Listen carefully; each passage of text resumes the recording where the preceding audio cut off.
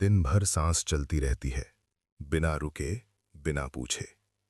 फिर भी भीतर एक हल्की थकान बनी रहती है। ऐसी थकान जो किसी काम से नहीं जुड़ी होती।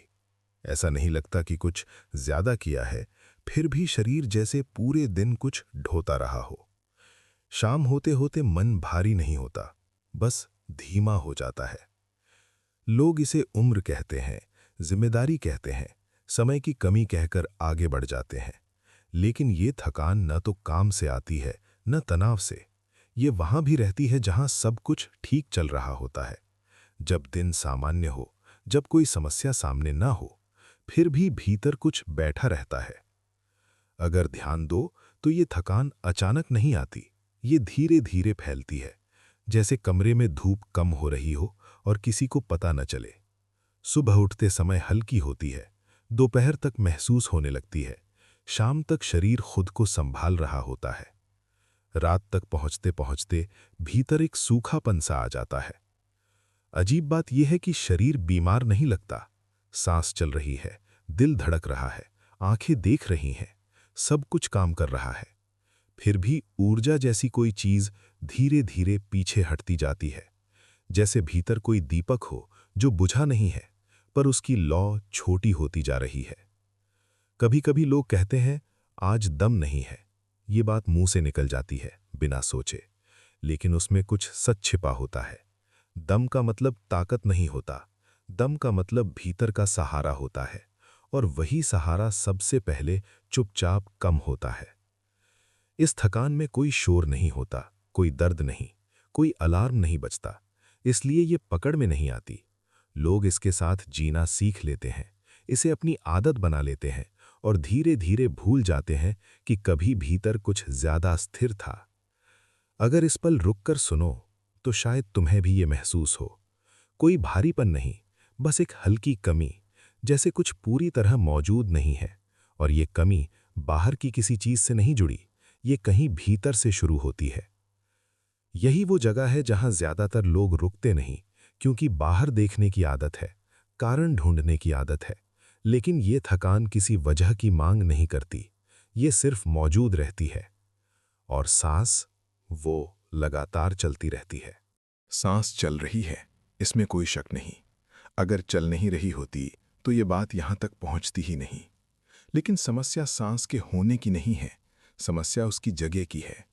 शरीर सांस ले रहा है, पर जैसे किसी और के लिए, जैसे वो अपने पूरे घर में नहीं फैल रही, बस दरवाजे के पास आकर लौट जा रही हो।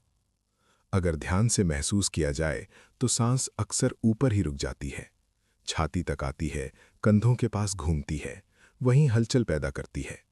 पेट, नाभि, नीचे का हिस्सा, वहां एक अजीब सी खामोशी रहती है, जैसे सांस को वहां जाना याद ही न हो। ये कोई बड़ी गलती नहीं लगती, इसलिए इसे कोई गलती मानता भी नहीं। सांस तो चल रही है, बस थोड़ा तेज, थोड़ा उथला, थोड़ा ऊपर की ओर। लेकिन यही थोड़ा पूरे दिन में बहुत कुछ बदल देता है।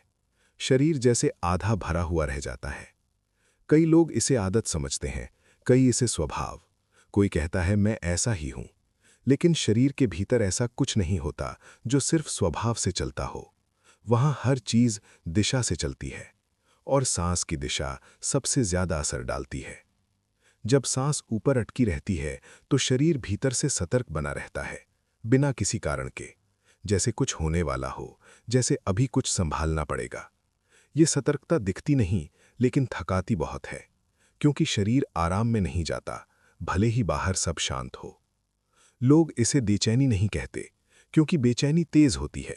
ये तो धीमी होती है, लगातार, एक स्थायी पृष्ठभूमि की तरह, काम करते समय, बात करते समय, यहाँ तक कि आराम करते समय भी। इसलिए लोग आराम करके भी थक जाते हैं, नींद पूरी करके भी ताज़ा नहीं होते, क्योंकि शरीर सो रहा होता है, लेकिन भीतर का सिस्टम जागा हुआ रहता है। और उसकी वजह कोई बड़ा डर नहीं होता, सिर्फ सांस का ऊपर अटका रहना। ये गलती दिखाई नहीं देती, मशीनें भी इसे नहीं पकड़ती, डॉक्टर भी इसे नाम नहीं देते, क्योंकि ये बीमारी नहीं है, ये एक चुपचाप चलने वाला पैटर्न है, इतना पुराना कि लोग इसे सामान्य मान लेते हैं। और जब कुछ बहुत सामान्य लगने लगता है तो वही सबसे ज्यादा छुपा रहता है। पुराने ग्रंथों में सांस को गिनने की चीज नहीं माना गया, उसे जीवन भी नहीं कहा गया। वहां एक अलग शब्द आता है, दिशा। जैसे सांस कोई वस्तु नहीं, एक बहाव हो, और बहाव अगर सही दिशा में ना जाए तो उसका होना भी बोझ बन जाता है। ऋषियों की भाषा में ये बात सीधे नहीं कही गई, इशारों में कही गई। नदी के उदाहरण से, हवा के चलने से, दीपक की लौ से।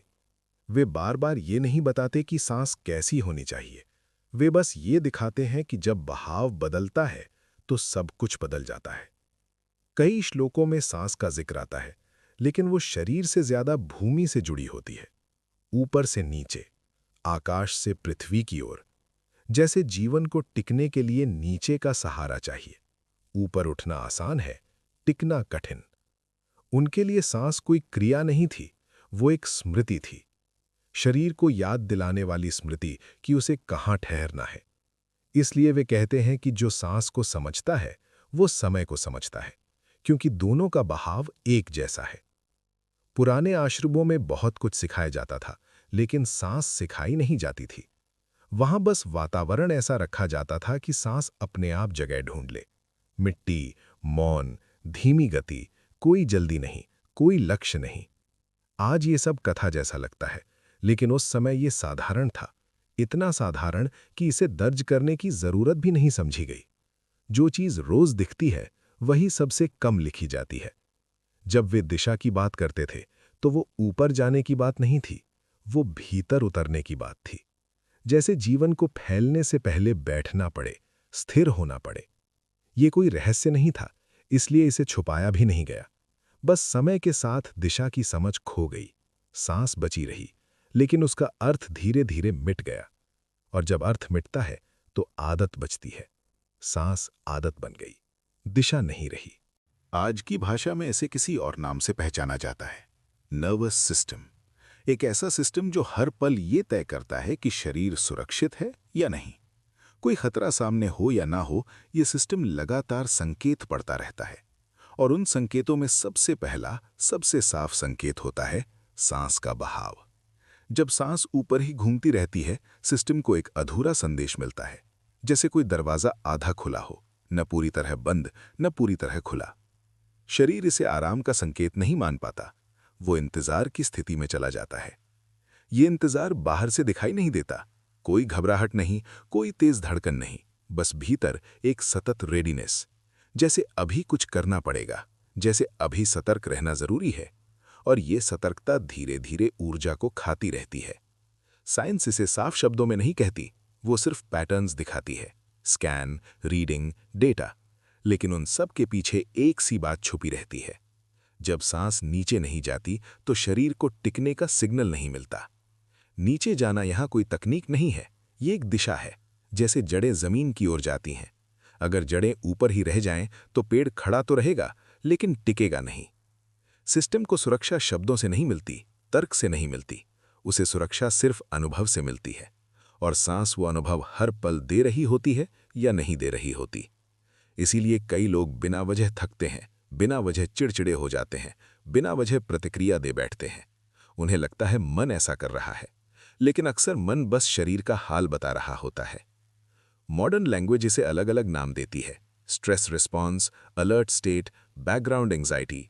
लेकिन इन सब का आधार बहुत साधारण है। सांस का बहाव शरीर को क्या बता रहा है। जब ये सिग्नल साफ नहीं होता तो सिस्टम शोर नहीं मचाता, वो बस ऊर्जा बचाने लगता है, सीमित करने लगता है। और आदमी को लगता है कि जीवन भारी हो गया है। ये नुकसान तेज नहीं होता, इसलिए दिखाई नहीं देता। ये टूटने जैसा नहीं होता, ये घिसने जैसा होता है। जैसे कोई चीज रोज थोड़ा थोड़ा रगड़ खा रही हो, बिना आवाज के। सांस ऊपर अटकी रहती है और शरीर धीरे धीरे अपनी पूरी क्षमता का इस्तेमाल बंद कर देता है। ऊर्जा खत्म नहीं होती, वो बस बिखर जाती है, जैसे पानी रिसता रहे, कहीं टपकता रहे। आदमी कहता है आज मन नहीं है, लेकिन असल में मन नहीं, आधार कमजोर हो रहा होता है। ये डैमेज किसी एक दिन में नहीं होता, महीनों, सालों, धीरे धीरे। इसलिए जब असर सामने आता है तो लोग कारण कहीं और ढूंढते हैं, रिश्तों में, काम में, उम्र में। लेकिन शरीर भीतर से जानता है कि समस्या कहाँ है। जब सांस उथली रहती है तो शरीर पूरा नहीं भरता, और जो पूरा नहीं भरता वो धीरे धीरे सिकुड़ने लगता है। पहले प्रतिक्रिया बदलती है। आदमी जल्दी चिढ़ जाता है, जल्दी थक जाता है। फिर सोच बदलती है, चीजें भारी लगने लगती हैं। ये कोई नाटकीय बदलाव नहीं होता, इसलिए कोई ध्यान नहीं देता। आदमी काम करता रहता है, बोलता रहता है, हंसता भी है, लेकिन भीतर एक हिस्सा चुपचाप पीछे हटता जाता है। इस नुकसान में कोई दर्द नहीं होता, इसलिए ये सुरक्षित लगता है। दर्द तो चेतावनी देता है। ये कुछ नहीं कहता, बस कम करता जाता है, जैसे भीतर की रोशनी को थोड़ा थोड़ा कम किया जा रहा हो। कई लोग कहते हैं पहले जैसी फ्रेशनेस नहीं रही। वे इसे समय का नियम मान लेते हैं, लेकिन समय कुछ नहीं छीनता। दिशा बदलती है और हम उसे समय कह देते हैं। शरीर बहुत देर तक ये सब सह लेता है। वो शिकायत नहीं करता, बस एडैप्ट करता है। लेकिन हर एडैप्टेशन के साथ ऊर्जा का एक हिस्सा चुपचाप बाहर हो जाता है, और यही सबसे खतरनाक है। जब नुकसान इतना शांत हो कि आदमी उसे अपनी पहचान समझ ले। किसी मोड़ पर आकर ये सब एक साथ महसूस नहीं होता। ये अचानक नहीं होता कि आदमी बैठे और बोले कुछ गलत है। ज्यादातर बार ये बहुत साधारण क्षणों में उभरता है। चलते हुए, खड़े रहते हुए, किसी से बात करते हुए। एक पल के लिए शरीर खुद को दिखा देता है। उस पल कोई विचार नहीं आता, बस एक हल्का सा एहसास, जैसे छाती के भीतर कुछ तना हुआ है, जैसे सांस ऊपर ऊपर घूम रही है और नीचे का हिस्सा शांत नहीं, खाली है। आदमी इसे नाम नहीं देता, वो बस महसूस करता है कि शरीर पूरा नहीं जुड़ा हुआ है। अक्सर ऐसा होता है कि सिर आगे की ओर रहता है, कंधे थोड़े उठे हुए, पेट जैसे भीतर की ओर खिंचा हुआ। ये सब जानबूझकर नहीं होता। शरीर ने खुद को ऐसे ही पकड़ रखा होता है, जैसे उसने सीख लिया हो कि ढीला पड़ना सुरक्षित नहीं है। इस क्षण में कोई समाधान नहीं सूझता, कोई सवाल भी नहीं बनता। बस एक सीधी अनुभूति होती है। सांस कहाँ रुक रही है, कहाँ जाकर लौट रही है, बिना गिने, बिना ठीक करने की कोशिश के। यहीं एक अजीब सी स्पष्टता आती है। आदमी पहली बार देखता है कि सांस शरीर में नहीं, शरीर के ऊपर चल रही है। जैसे नीचे का हिस्सा किसी और का हो, जैसे वो हिस्सा संवाद से बाहर हो गया हो। ये कोई ध्यान का पल नहीं होता, नहीं कोई विशेष अवस्था। ये बस एक ईमानदार देखने का क्षण होता है, जहां शरीर कुछ छुपाने की कोशिश नहीं करता। इस देखने में कोई प्रयास नहीं होता, इसलिए इसमें थकान नहीं होती। ये बस मौजूद होता है, और पहली बार आदमी समझ पाता है कि जो थकान वो महीनों से ढो रहा था, वो बाहर से नहीं आई थी। ये मोड़ बहुत शांत होता है। कोई घंटी नहीं बजती, कोई रोशनी नहीं चमकती, लेकिन शरीर के भीतर कुछ पहचान लिया जाता है, और वही पहचान आगे की हर चीज को बदल देती है। यहाँ कोई बदलाव करने की इच्छा नहीं उठती, कोई ठीक करने की जल्दी नहीं होती, क्योंकि जो दिख गया है वो अपने आप ही भारी हो जाता है। शरीर पहली बार अपने ही भार को महसूस करता है, और उसी में एक हल्की ढील आने लगती है। सांस को पकड़ा नहीं जाता, उसे चलाया नहीं जाता, बस ये साफ हो जाता है कि वो अब तक कहाँ अटकी हुई थी, और ये साफ होना ही काफी होता है। जैसे अंधेरे कमरे में लाइट जलाने की जरूरत ना पड़े, बस पर्दा हट जाए। नीचे का हिस्सा, जो अब तक संवाद से बाहर था, अचानक मौजूद लगने लगता है। कोई हरकत नहीं, कोई कोशिश नहीं, बस एक स्थिरता, जैसे शरीर को याद आ गया हो कि उसका आधार कहाँ है। इस क्षण में कुछ सिखाया नहीं जाता, क्योंकि शरीर सीख नहीं रहा होता, वो याद कर रहा होता है। पुरानी स्मृति लौट रही होती है, बिना शब्दों के, बिना नाम के। जो पहले ऊपर की ओर भाग रहा था, वो अब उतना उतावला नहीं रहता। सांस का बहाव थोड़ा सा फैल जाता है। ये बदलाव इतना सूक्ष्म होता है कि अगर उसे पकड़ने की कोशिश की जाए तो वो खो जाए। ये कोई टेक्निक नहीं है, इसलिए इसे दोहराया भी नहीं जा सकता। ये सिर्फ तब होता है जब शरीर को जगह मिलती है, जब उसे साबित नहीं करना पड़ता कि वो ठीक है। इस नरमी में कोई सुख का दावा नहीं होता, कोई राहत का ऐलान नहीं, बस एक साधारण सा ठहराव, जैसे भीतर की जमीन थोड़ी मजबूत हो गई हो, और उसी ठहराव में बिना शोर के ऊर्जा का बिखरना रुकने लगता है। इस बदलाव के बाद कोई तुरंत कुछ कह नहीं पाता, क्योंकि कहने लायक कुछ होता नहीं। शरीर बस थोड़ा अलग तरह से मौजूद होता है। चलना वही रहता है, बोलना वही रहता है, दिन वही रहता है, लेकिन भीतर कुछ ऐसा टिक जाता है जो पहले फिसलता रहता था। कुछ लोग इसे शब्द नहीं देते, वे बस इतना कहते हैं कि अब थकान पहले जैसी नहीं लगती। काम वही है, समय वही है, दबाव वही है, फिर भी शाम को शरीर पूरी तरह खाली नहीं लगता, जैसे कुछ बचा रह गया हो। ये प्रमाण किसी कहानी की तरह सामने नहीं आता, कोई घटना नहीं होती, कोई चमत्कार नहीं, बस छोटे छोटे संकेत। प्रतिक्रिया में थोड़ी देर, बोलने से पहले एक ठहराव, किसी बात पर तुरंत उछल पड़ने की जगह एक खाली पल। शरीर सबसे पहले बदलता है, विचार बाद में, क्योंकि विचार हमेशा शरीर के पीछे चलते हैं। जब शरीर को आधार मिलता है तो मन अपने आप धीमा होने लगता है, बिना समझाए, बिना समझे। लोग अक्सर कहते हैं, पता नहीं क्या बदला है पर कुछ बदला है। यही सबसे ईमानदार वाक्य होता है, क्योंकि असली बदलाव समझ में नहीं आता, वो महसूस होता है। ये प्रूफ बाहर से नहीं दिखता, कोई इसे माप नहीं सकता, लेकिन जो इसे जी रहा होता है वो जानता है कि कुछ लौट आया है, कुछ जो धीरे धीरे गायब हो गया था।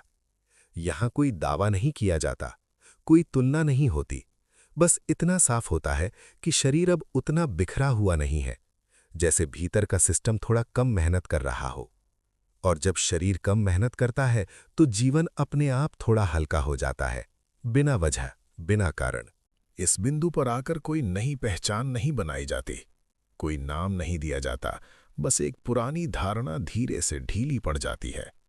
ये धारणा कि मैं ही सब संभाल रहा हूं, कि मुझे ही हर पल सतर्क रहना है। जब सांस का बहाव बदलता है तो ये एहसास भी बदलता है कि नियंत्रण कहाँ है।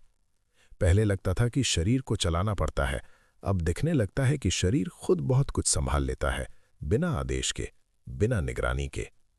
ये बदलाव घोषणा नहीं करता। आदमी सुबह उठकर ये नहीं कहता कि आज मैं अलग हूं, लेकिन दिन के भीतर कहीं किसी साधारण क्षण में ये साफ हो जाता है कि प्रतिक्रिया और उत्तर के बीच अब थोड़ा सा फासला है। यही फासला पहचान को बदलता है, क्योंकि पहचान विचार से नहीं बनती, वो उस जगह से बनती है जहां से प्रतिक्रिया निकलती है। और जब वो जगह स्थिर होती है तो आदमी खुद को अलग तरह से जीने लगता है। अब ऐसा नहीं लगता कि सांस मैं ले रहा हूं, ऐसा लगता है कि सांस चल रही है और उसी के साथ शरीर चल रहा है, जैसे कोई बड़ा रिदम हो जिसमें मैं शामिल हूं, उसे चला नहीं रहा। इस एहसास में कोई आध्यात्मिक दावा नहीं होता, कोई ऊंचाई नहीं, कोई विशेषता नहीं। ये बहुत साधारण होता है, इतना साधारण कि आदमी इसे महत्व भी नहीं देता। लेकिन यही सबसे गहरी बात छुपी होती है।